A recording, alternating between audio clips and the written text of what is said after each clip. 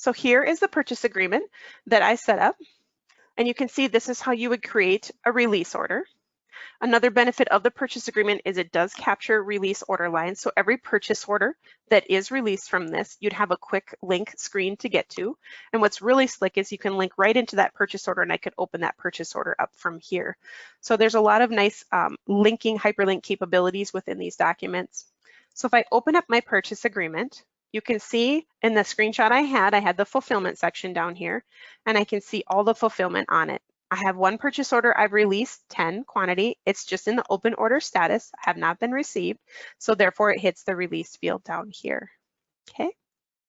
Purchase agreements are a very great way to track contractual buying with your vendors.